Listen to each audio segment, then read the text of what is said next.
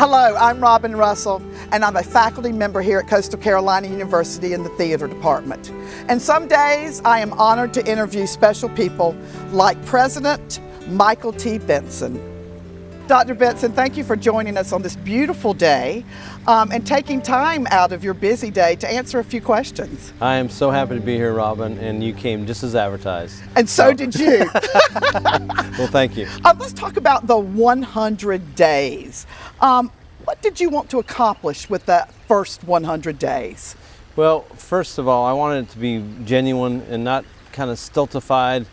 I want it to be, in many ways, kind of in the moment. A lot of people, whether it's politicians or elected officials or business leaders, will take that 100 days as a marker, as a kind of way to launch their tenure, the respective tenures in whatever area they are. But as I told our team here, which is the best team I can ever imagine working with, that I wanted to be able to tell stories on campus of areas, of faculty, students, and staff, and then out in the community. So yes, I could be the medium through which maybe questions are asked or the stories are done, but we now have in the hopper all these great 4, 5, 6-minute vignettes about what's going on at Coastal. And so to me, that's the most exciting part of it, is that we have kind of this repository of incredible stories about amazing people doing great things. So it was pretty effective for your expectations for for what you wanted to accomplish. Yes, and it's, you know, they've tried their best to work with the material they have, as in me, but to be able to see the reaction of folks as we've gone out and about, and how spontaneous it's been, has really been fun. I've really enjoyed it. How much of the 100 days was for you to learn about the university and the community, and how much of it was for us to learn about you? I would hope it's more formal than the latter. Yeah. I mean, you know, what you see is what you get, but I had done my homework. I knew about campus, but until you get here and you see a person in his or her office, and you see them kind of in their environment, and you go see the mayor, for example, in Conway, or you go meet with the Chamber of Commerce, or you go see students in their settings, you don't really have a sense for it, I think, as literally as if you do that. So I've loved the chance to see all these folks all over campus and all through the community. You spoke about going to see the mayor. How important was it for you to cross over those boundaries into the communities to meet other than just the campus? Well, where we're situated, as you know, I sometimes call us the Switzerland of Horry County, because Conway, of course, is our home. Myrtle Beach is also a very, very important component of what we do and what we want to do here on campus. But the relationships with both city governments, both mayors, the county commission, all those relationships are so vital. And I'm new to this place. You know, I've been around elected officials my entire public life, professional life. But it's good to have people kind of help coach me up and understand who's who and the history. As a historian, I hope I come to my job with an appreciation for what's happened in the past, because that helps inform the present and plan for the future. Tell me about stepping into those shoes of the other employees here at Coastal. I know you visited the academics, but you visited a lot of departments on this campus. One might even see you baiting for termites or blowing the yard. Tell me what that was like, going in and saying, "Hey, I'm the new president. Let me do your job." Well, I was taught in a family by parents who really instilled in all 6 kids the value of work, regardless. And I've done all sorts of work in my life, everything from roofing houses to construction to custodial work. In high school, that was my job. And I have a tremendous appreciation for the vastness of positions on campus, and that everyone's important. I have an office in the Singleton building, and people call me president, but I'm no more important than the person running the boiler room, or edging the lawn, or advising, or teaching, or anything else. So I think it's important for people to know that I hope I'm genuine, I'm real. I appreciate what they do on a daily basis. You know, when we went out to check the termite traps, I thought, imagine doing this in July. and being down on all fours and back-breaking work. So I hope people know how much I appreciate what they do, and I really enjoy it. To be honest, that was one of my favorite things, was to spend that morning with our grounds crew. That was very gratifying. Well, I hope you know that we appreciate it. You know, I don't think that a leader should ever expect anyone to do something that they wouldn't do. So it really was a testament to your character and who you are, and I loved seeing that about you. Well, thank you. It's for my parents, really. That's what they taught us. Let's talk about the 5 G's. And what are the 5 G's? Well, it started off with 3 G's, and then I added a 4th G after an orientation. Peter Packett suggested a get help at the end. And then when I was out here, I think with the crew, they said, hey, here's a 5th G to tie in with Verizon and cell service. Get here. So the first is get here, come to Coastal. You know, before we started here, Robin, I had a chance to visit with some prospective students and their families. And once they set foot on campus, they will get here. So once they get here, the 2nd G is to get over it. The past is the past. You live in the present, you plan for the future. The 3rd is to get after it, work hard. College is supposed to be hard. And we're going to do everything we can to put you in a position to be successful. The 4th G is to get into it, make college everything you want it to be. The college experience depends largely on what you make it. And the 5th one is we're here to help, get help, whatever it is. And that could span from academics to personal and mental health to issues with your roommates, anything. We're here to help you and to be put you in a place to be successful. Love those 5 G's. So we need to put those on a board somewhere. What was your first impression of CCU, and has that impression evolved since you've been here? I'm a big aesthetic person in terms of the way a place presents itself. Yeah. So when I first stepped foot on campus, I was really bowled over by what a beautiful place it is. And you can tell how people feel about a place by the way it's tended and cared for. And so that immediately struck me. The second thing is the newness of it doesn't kind of lock it into a prescribed path. I mean, we're new, 75 years anniversary coming up in 2029, but we're deft, we're adroit at pivoting if we need to. And I really appreciate that, because higher ed, I mean, I went to a school that was founded in the 12th century, and they were all about tradition and doing things that they did in the 1100s. A new school like Coastal can pivot and be responsive to needs. And the third thing I would say, Robin, is the genuineness of the people. You know, I love the South, I love South Carolina, but they have even surprised me with their level of graciousness and acceptance. I can't wait till my family gets here, but it's just a great place filled with really amazing people. I've heard you say that you want this to be the institution of choice, but in the presence, this is exactly what you said, in the presence of good options, you choose us.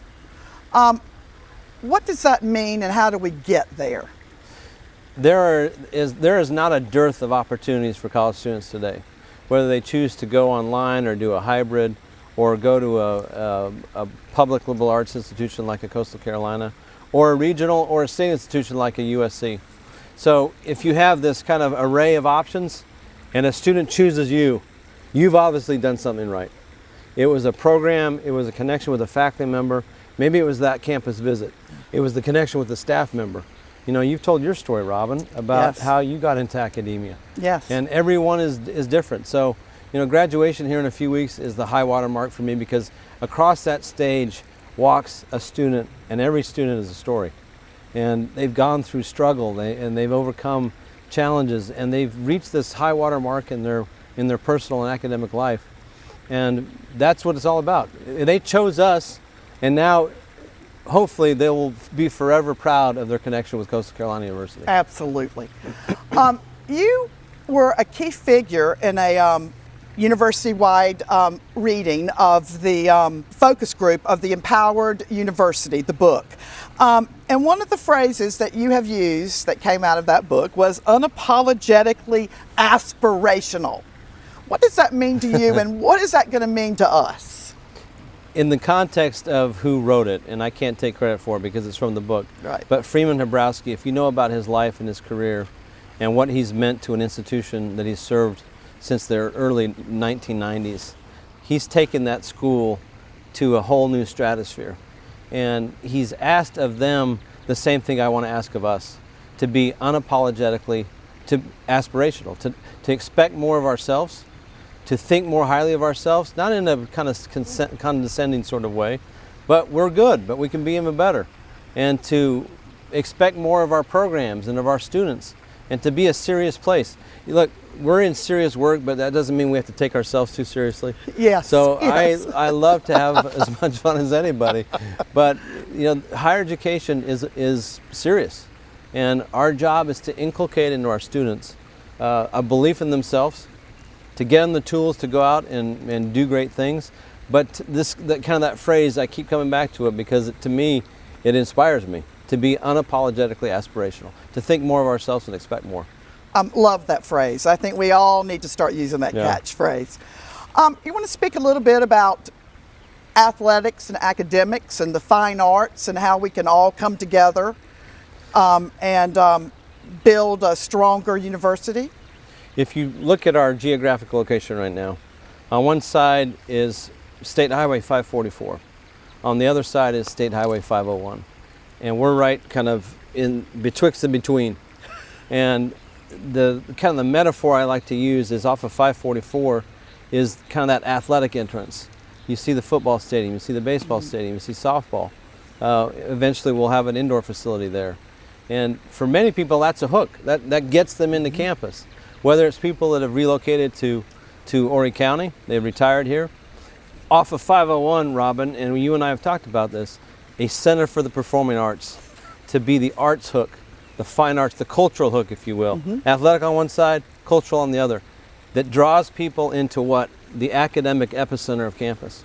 And that's what we are as an institution. So I would love to start a series, a speaker series, where we start attracting more public intellectuals, authors, public figures to come and speak on campus, but through that kind of hook, if you will, on the east side of 501 and the arts, and on the west side of athletics, and you bring people in the middle of campus.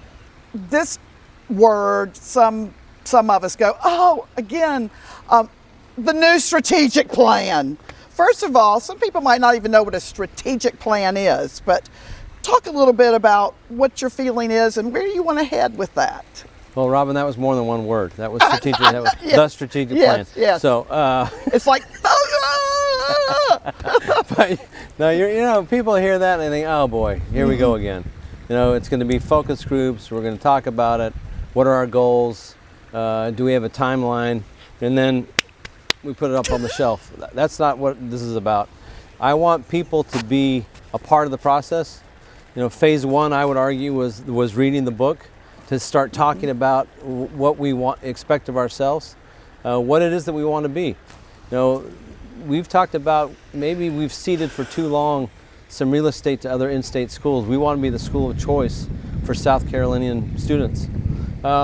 What do we want to accomplish in terms of capital improvements and endowed professorships and scholarships? So all those things, and as I told the faculty group yesterday, I see kind of three parallel projects or activities happening simultaneously.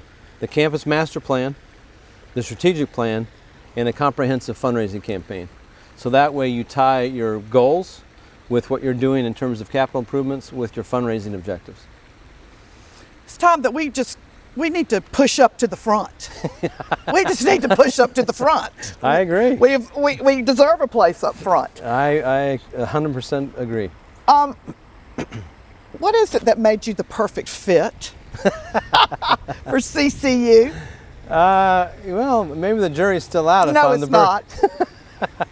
You're kind to say that. I'm a person of faith. I believe that in many ways we're directed where we're supposed to be, and for whatever reason, it happened that my family and I are here, and we take this very seriously. It's an honor to be associated with a place like Coastal Carolina University, and I can promise you I'm not going to blow it. There are a lot of areas where I fall short. There are a lot of people smarter than I am, have more experience than I do, but nobody's going to outwork me. And I've got that going for me, which is nice. Describe your leadership. I would say I hope it's collaborative. I hope it's participatory. I hope it's lead from the front. People will see that it's not just about platitudes or something emanating out of the Singleton building. I'm going to get out and get involved and be with our faculty and staff and with our students. And so you're just an ordinary person with extraordinary will to move forward, determination, extraordinary determination. That's who you are.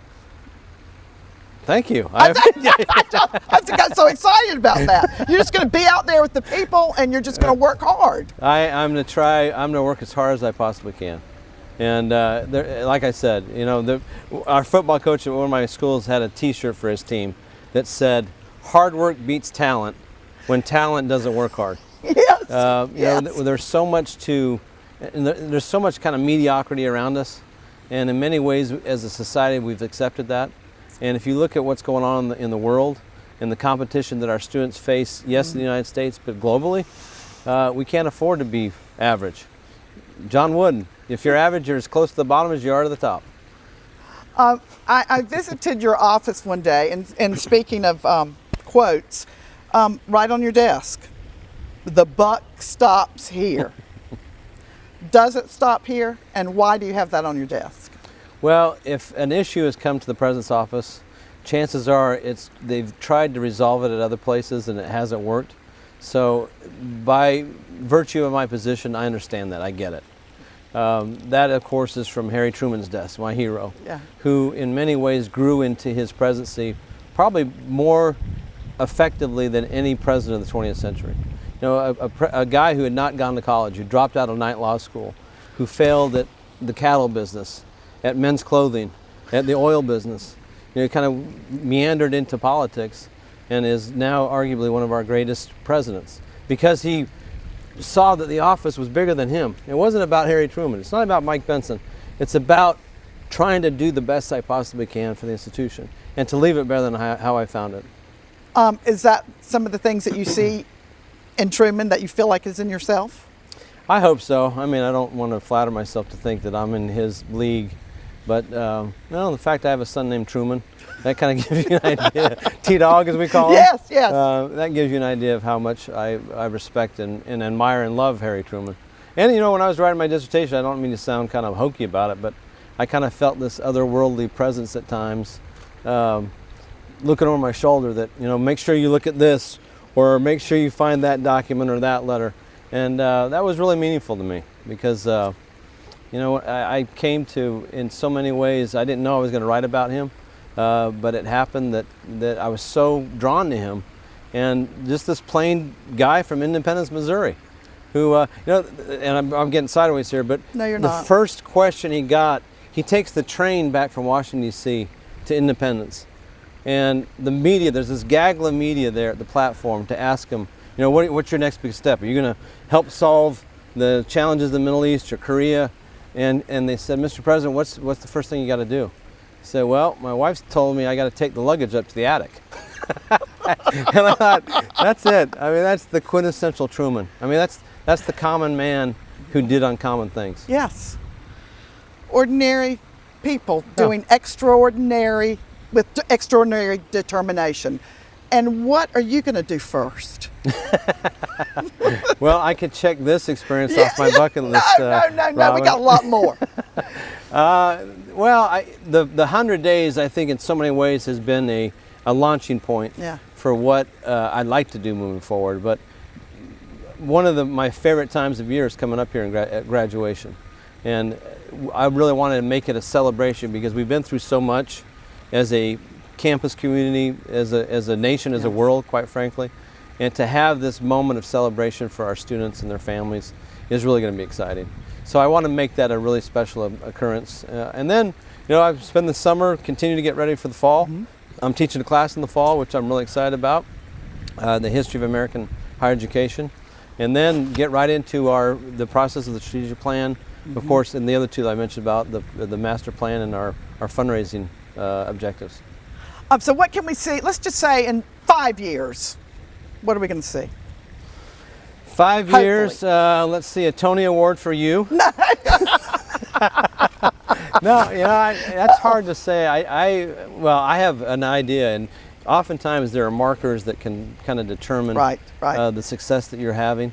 For example, Phi Beta Kappa is the oldest, most distinguished honor society in America, founded at William and Mary during Thomas Jefferson's time there. There are 2 chapters at public institutions in South Carolina, Clemson and University of South Carolina. I would love to be the 3rd.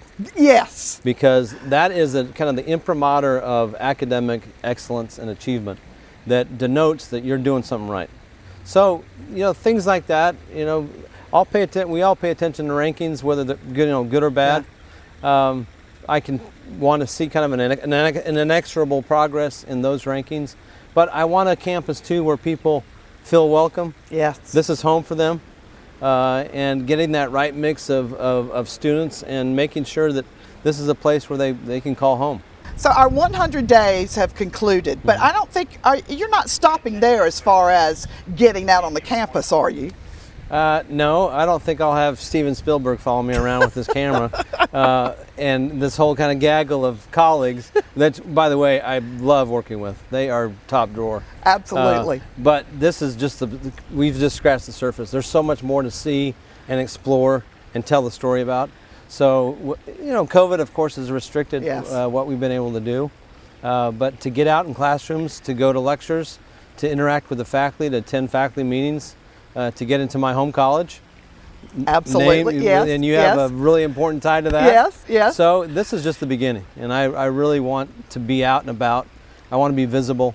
If you've been inside the Singleton building, we've thrown up opened the doors of the president's office and Dan's office. So I want people to know that I'm accessible and I'm happy to visit with them, not only here, but on their turf, and get out into their areas. You just wait. There's excellence in every department. Yeah. You will be pleasantly surprised and excited when you visit all of that. I know I will. Thank you so much for joining me today.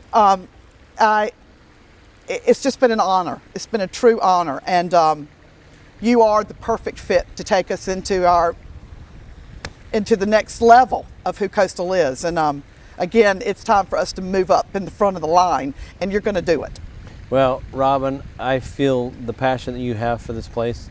I know what it means to you and to your family, and I take that seriously. It's a responsibility that, as president, I want to make you proud. I want that diploma on your wall, and all the students, all the alumni out there that can hear this, I want them to look at that and know it means even more to them today, because the place has improved since they were here. And I'm here because the people that have gone here before, and they've put a foundation in place upon which we can build. But I thank you for what you meant to this place. Absolutely. We have been built on the backs of a lot of people, and we are not stopping us anytime soon. Unapologetically aspirational. Yeah, you better believe it. Absolutely. Thank you. Thank you.